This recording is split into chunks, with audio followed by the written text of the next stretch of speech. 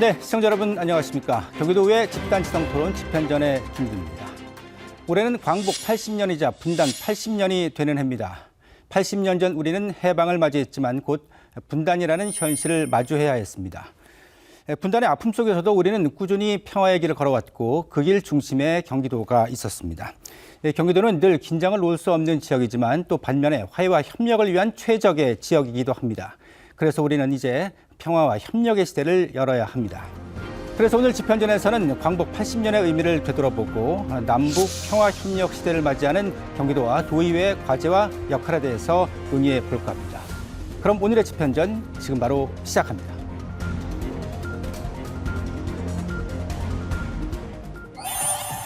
(2025년) 올해는 광복 80년이자 분단 80년이 되는 해입니다. 하지만 아직도 정리되지 못한 일본과의 과거사, 또 후퇴하고 있는 남북관계 등 우리 사회는 여전히 많은 숙제를 안고 있는데요. 특히 경기도는 북한과 접경한 지역이 있는 만큼 분단 이래로 대한민국에서 지리적 군사적으로 중요한 역할을 해왔고 남북관계의 온도는 도민 삶에 적지 않은 영향을 주고 있습니다. 분단의 현실을 마주하고 있지만 동시에 남북 교류에 가장 가까운 통로가 될 수도 있는 경기도. 이에 경기도의회 집단지성토론 집현전 그 두 번째 시간에서는 광복 80년의 의미를 되짚어보고 남북 평화와 협력을 위한 경기도의 역할에 대해 함께 고민해봅니다. 네, 오늘 주제 영상에서도 보신 것처럼 이 분단의 현실 속에서 남과 북이 어떻게 평화와 협력의 길을 모색하고 열어가야 할지 오늘 주제로 해서 말씀을 나눠보겠습니다. 오늘 네 분의 경기도의회 의원 모시고 말씀을 집현전 이제 본격적으로 시작을 할 텐데 앞서 오프닝에 말씀드린 것처럼 광복 80주년입니다. 여러 가지 의미가 있는데 게다가 최근 근자에 들어서 한일 정상회담이 개최가 됐기 때문에 더욱더 주목을 받고 있습니다. 이 새 정부도 한일 관계를 좀 더 전향적으로 끌고 가고자 하는 의지를 보이고 있고 다양한 분야에서 협력을 강조하는 그런 모양새를 보이고 있거든요. 먼저 네 분께 이 광복 80주년의 의미와 함께 또 한일 정상회담에 대한 의견도 한번 들어보면 좋을 것 같습니다. 자, 임창희 의원님께서는 어떤 생각 드십니까? 이제 위안부 문제라든가 또 독도 문제에 대한 관심도 평소에 많이 하시고 활동하셨잖아요. 80주년의 의미와 이번 정상회담 묶어서 한번 말씀을 해주신다면요. 네. 일본은 분명 그 동북아의 평화와 번영을 위해서 함께 나아가야 될 협력 파트너입니다. 하지만 그 길을 나아가기 위해서는 이 과거사에 대한 청산도 매우 중요하다고 할 수 있습니다. 경기도 의회는 위안부 피해자 문제 그리고 독도 영유권 문제 등의 과거사 문제에 꾸준히 관심을 가지고 있고 활동을 하고 있습니다. 지난 80년간 대한민국과 일본은 많이 나아지고 많이 변화하고 또 많이 발전했지만 여전히 일본의 반성 없는 태도로 인해서 우리의 과거사 또 우리의 지금의 모습은 굉장히 아프기도 합니다. 제대로 기억하고 제대로 기억해서 우리 미래 세대들한테 제대로 된 대한민국을 만들기 위한 그 기반을 만들도록 하겠습니다. 광복 80주년, 이 분단 80주년을 맞이하면서 과거의 아픔은 치유하고 완전한 대한민국으로 나아가기 위해서 경기도가 그 길에 더욱 앞장서도록 노력하도록 하겠습니다. 예, 기대를 해보겠습니다. 자, 아시는 것처럼 지금 분단의 현실에서 남북관계는 많이 경색되어 있는 상황입니다. 이 분위기를 좀 전환해야 되는 것이 이번 새 정부의 과제이기도 한데 특히나 경기도는 접경지, 특히 경기 북부에 접경지가 있기 때문에 이 관련된 주민들의 삶도 그렇고 또 여러 가지 다른 지역보다도 민감할 수밖에 없는 상황입니다. 이런 상황에서 주목을 받았던 이재명 대통령의 8.15 경축사 언급 주요 메시지 내용을 먼저 화면으로 보시고 말씀 이어가겠습니다. 평화는 안전한 일상의 기본이고 민주주의의 토대이며 경제 발전의 필수 조건입니다. 싸워서 이기는 것보다 싸우지 않고 이기는 것보다 싸울 필요가 없는 상태, 평화를 만드는 것이 가장 중요한 일 아니겠습니까? 국민주권 정부는 취임 직후부터 전단 살포 중단, 대북 확성기 방송 중단 등의 조치를 취해왔습니다. 앞으로도 우리 정부는 실질적 긴장 완화와 신뢰 회복을 위한 조치를 일관되게 취해 나갈 것입니다. 남과 북은 원수가 아닙니다. 남과 북은 서로의 체제를 존중하고 인정하되 평화적 통일을 지향하는 그 과정의 특수 관계라고 우리는 정의했습니다. 우선 현재 북측의 체제를 존중하고 어떠한 형태의 흡수 통일도 추구하지 않을 것이며 일체의 적대 행위를 할 뜻도 없음을 분명히 밝힙니다. 싸우지 않고 싸울 필요가 없는 상태를 만드는 것이 평화를 만드는 데 가장 중요한 일이다. 핵심 대국 메시지 마지막에 나왔죠. 북측의 체제를 존중한다. 그리고 흡수 통일을 추구하지 않고 또 적대 행위를 추진하지 않는다. 이렇게 세 가지로 요약이 되겠습니다. 먼저 이런 새 정부의 대북 기조라든가 또 이재명 대통령의 시각 어떻게 보고 계신지 먼저. 이재명 정부가 제시한 세 가지 원칙, 북측에 대한 체제를 존중한다, 흡수 통일은 불추구한다, 그리고 적대 행위는 하지 않는다라는 것은 사실 이재명 정부뿐만 아니라 역대 정부가 대북 정책의 근본이고 기반이었습니다. 오히려 지난 정부에서 남북 관계가 파국으로 치닫고 그런 적대 행위가 노골적으로 드러나면서 한반도의 평화가 굉장히 큰 위협에 처해 있게 되었고요. 지금 이재명 정부는 그러한 안전피를 다시금 만드는 굉장히 중요한 기로에 있다고 생각하고 있습니다. 또한 이 정부가 바뀜에 따라서 과거로 회귀한 것이 아니라 안정적인 남북 협력을 이끌어 나갈 수 있는 그러한 미래로 나아가는 가장 확실한 기반을 만들어야 하는 시기라고 생각하고 있습니다. 네. 이재명 대통령의 8.15 경축사 그리고 새 정부의 대북 기조에 관한 의견들을 좀 들어봤고 이번에는 본격적으로 그동안의 경기도의 대북 정책, 대북 관련 사업들에 대한 얘기를 좀 해보겠습니다. 이 접경지라는 특수성이 있기 때문에 다른 지역보다는 확실히 많은 그동안의 대북 사업이 있었습니다. 임창희 의원께서 그동안의 그 경기도의 대북 사업 가운데 좀 대표적인 사례들 소개를 좀 해주실까요? 네, 이 경기도가 남북 협력 사업을 추진해 오면서 좋은 성공 사례들이 있습니다. 예. 또 그 성공 사례들 보면은 이 경기도의 남북 협력에 대한 철학을 읽을 수도 있는데요. 예. 전 두 가지 정도 사업을 말씀드리고 싶습니다. 하나는 이 당곡리 농촌 현대화 사업과 말라리아 공동 방역 사업입니다. 예. 우선 그 당곡리 농촌 현대화 사업은 2006년도부터 3년간 진행된 프로젝트입니다. 남북 교류의 패러다임을 바꾸는 기념비적인 사례라고도 말할 수 있는데요. 예.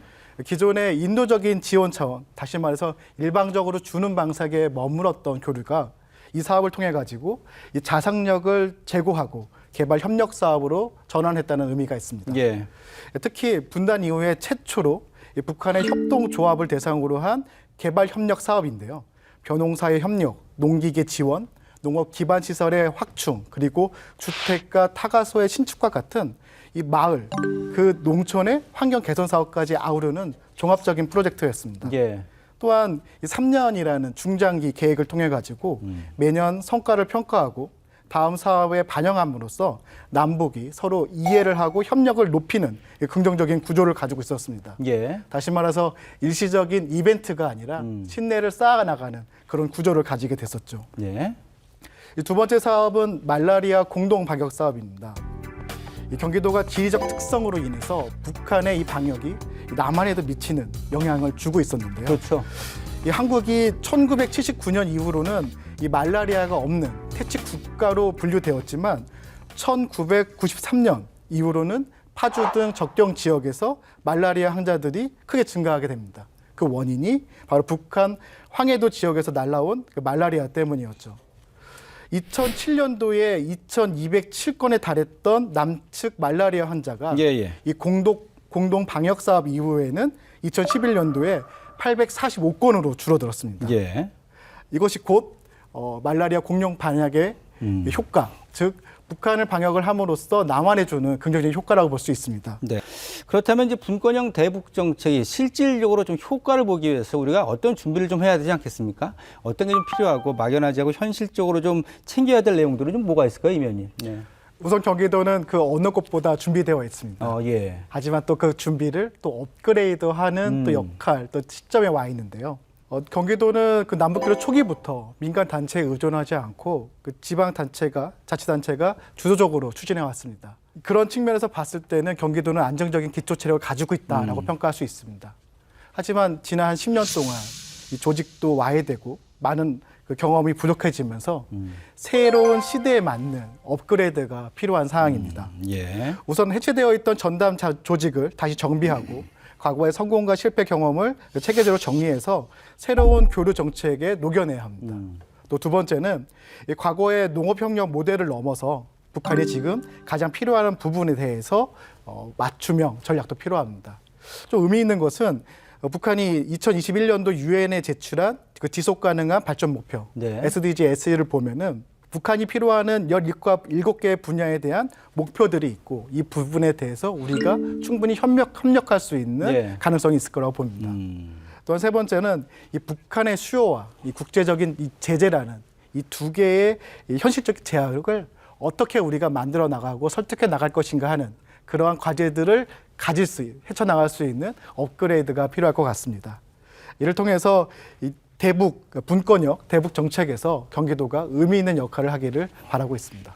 참 여러 가지 환경이 좀 그렇습니다. 이제 유엔 제재도 오늘 말씀 중에 많이 나왔는데 여러 가지 제재도 있고 또 따져볼 것 따져보면서 실현 가능한지도 한번 체크를 해봐야 되고요.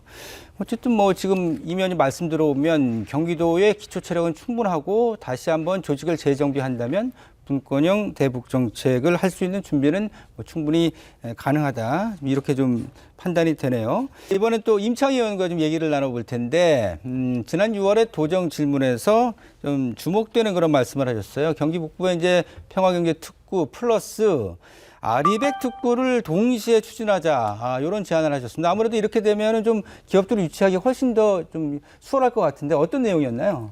예. 맞습니다. 이 경기도의 준비가 매우 중요한 시점입니다. 예. 한 세 가지 정도를 말씀드리고 싶은데요. 네. 첫 번째는 그 평화경제특구가 어떤 한 사업 구역으로 한정돼서 거기에 어떠한 도시를 만들 것인지, 어떠한 공장들, 기업들 유치할 것인지에 대한 논의에서 끝나는 게 아니라 지금 경기도가 이 북부에 대해서는 대개발 전략, 네. 대개발 구상을 하고 있습니다. 예. 즉, 그 사업 구역과 연결하는 도로망, 철도망, 그 도시 인프라를 넣는 거죠. 저는 평화경제특구가 하나의 조그마한 면적으로 구역으로 지정되는 점과 같은 개발이 아니라 이걸 기반으로 해서 경기 북부의 아무래도 이 불균형된 개발을 개선할 수 있는 그 네. 인프라, 그 대개발 구상까지도 확대돼야 된다고 생각합니다. 두 번째는 평화경제특구가 개발하고 초기 단계에는 태양과 같은 재생에너지로 이 산업 기반을 지원하는 예. 알리백을 추구하고, 만약에 이 평화경제특구가 이제 한반도의 중심 경제권으로 확장되면서 예. 필요로 하다 그러면은 빠르게 이 알리백 특구 부지로 공장과 도시를 만들 수 있는 부지를 확장해야 된다고 주장을 하고 있습니다. 예, 예.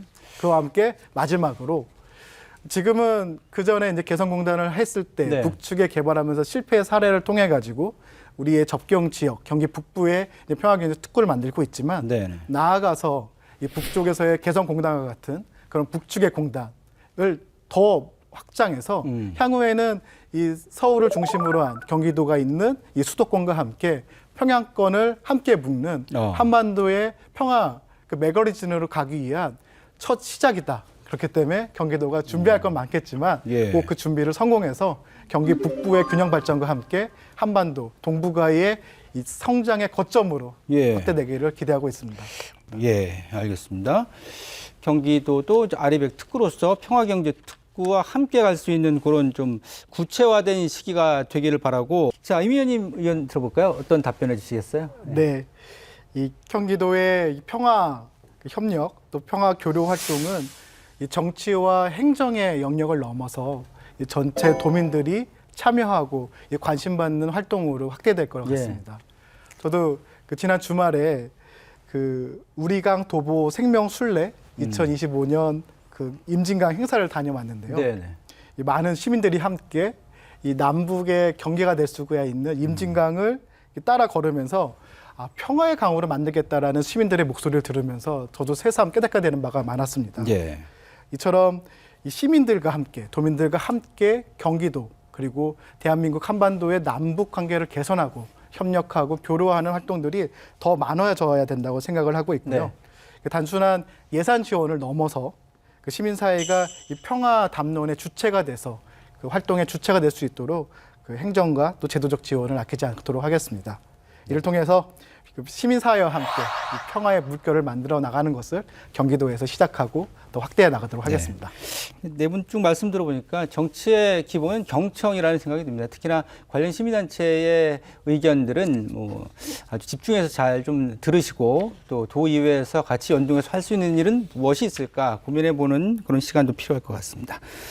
이제 오늘 토론 좀 마무리를 하겠습니다. 남북 교류를 위해서 과연 앞으로 우리가 어떤 역할을 해야 될 것인가 오늘 경기도와 도의회의 과제와 역할을 중심으로 말씀을 나눠봤습니다. 이제 마무리 발언. 자, 이번엔 임 의원님 순서입니다. 자, 경기도의회 어떤 노력을 해야 되고 또 과제는 무엇일까요? 이 경기도에게 주어진 역할과 과제는 명확하다고 생각이 네. 듭니다. 현재는 남북 관계가 정색되고 악화되어 있지만 교류와 협력을 통해서 한반도의 평화로 나간다는 것은 이미 정해져 있고 우리가 가야 될 길이라고 생각이 듭니다. 이를 통해서 우리 미래 세대에게 한반도의 평화와 번영을 물려주기 위해서 경기도 의회에서 더욱 열심히 뛰도록 하겠습니다. 네, 힘찬 각오의 말씀 잘 들었고요. 이제 네, 오늘 집현전에서는 광복 80년의 의미를 살펴보고 남북 협력을 위한 경기도와 도의회 과제에 대해서 짚어봤습니다.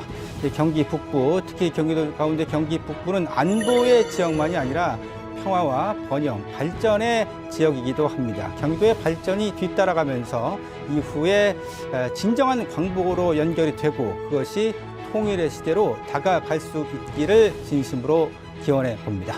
그래서 광주시를 지역구로 두고 있는 더불어민주당 임창휘 도의원 나오셨습니다. 안녕하세요. 네, 반갑습니다. 경기도 의회 도시환경위원회 소속 임창입니다. 네, 반갑습니다.